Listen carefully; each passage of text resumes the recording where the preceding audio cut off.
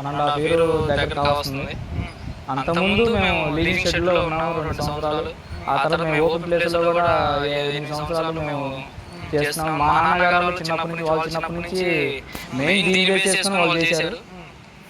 అదే ఇంట్రెస్ట్ బాగా ఇంట్రెస్ట్ ఉండి ఇదే చేయాలి అనే నాకు ఆలోచన ఉండి నేను గట్టిగా కూడా దీన్ని చేయడం జరుగుతుంది.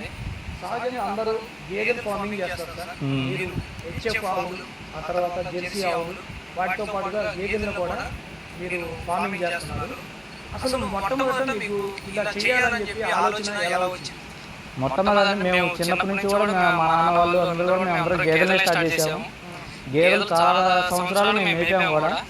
అంతకుముందు కూడా మా ఊళ్ళో మేము చాలా పెద్ద పెద్ద గేదెలు ఎక్కడి నుంచి తీసుకొచ్చేవాళ్ళం, చేసేవాళ్ళం. కానీ ఇక్కడ మాకు వచ్చేసరికి మాది పల్లెటూరు, మాకు టౌన్ వచ్చేసరికి దాదాపు 20 కిలోమీటర్ల దూరంలో ఉందండి. 20 కిలోమీటర్ల దూరంలో ఉండటం వల్ల మేము మా పాలను ఓన్గా అమ్ముకునే విధానాన్ని మాకు చాలా దూరం అవుతుంది. మేము చూసాము, చాలా ఇబ్బందులు కూడా పడ్డాము. పాలైతే మేము తీస్తున్నాము, పోస్తున్నాము, కానీ మాకు డబ్బులు కానొస్తే కానీ అవి వాటి దానాకైతే ఎక్కువ సరిపడడం జరుగుతుంది. మా పాలన ఇక్కడ మా కేంద్రాల్లో ఇక్కడ ఫ్యాట్ ఆధారంగా తీస్తారు. గేదె పాలన ఎక్కువ కూడా ఫ్యాట్ ఆధారంగా తీస్తారండి. వాటి వల్ల తీయటం వల్ల ఏంటంటే మాకు గేదె పాలు 45 రూపాయల నుంచి 50 రూపాయలు లోపు పడేది. అందువల్ల మాకు గిట్టుబాటు ధర అనేది మాకు ఖచ్చితంగా అందేది కాదు. బయట ఈ గేదె పాలు అనేది ఖచ్చితంగా బయట మార్కెట్లో అమ్ముకోవాలి. ఎప్పుడు కూడా ఫ్యాట్ ఆధారంగా చేసినప్పుడు గేదె పాలు గిట్టుబాటు కాదు. అది మేము చూసాము, దాదాపు 7 సంవత్సరాల పాటు మేము చేసాము. అందువల్ల చెప్పేసి ఇలాగైతే మనకు కాదు. బయటికి వెళ్ళి అమ్ముకోవడం అనేది మనం ఇక్కడ చేసుకొని మళ్ళీ మనం బయట పోయి మనం పాలు మనం విక్రయించుకొని వచ్చేసరికి మనకి టైం అనేది సరిపోతుంది. లేబర్ మీద ఆధారపడి చేసేది కాదండి. మనం పెట్టుబడి పెట్టగానే సరికాదు.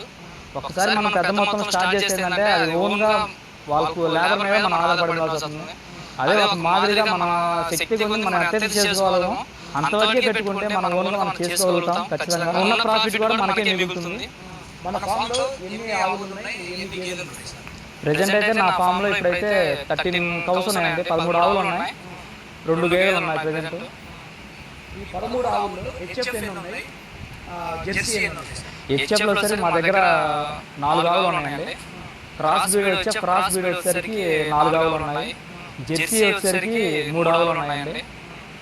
మిగిలిన మా ఇంట్లో పుట్టి పెరిగిన దూడలు మొత్తం కలిపి కూడా దాదాపుగా 12 దూడలు మేము ఉన్నాయి.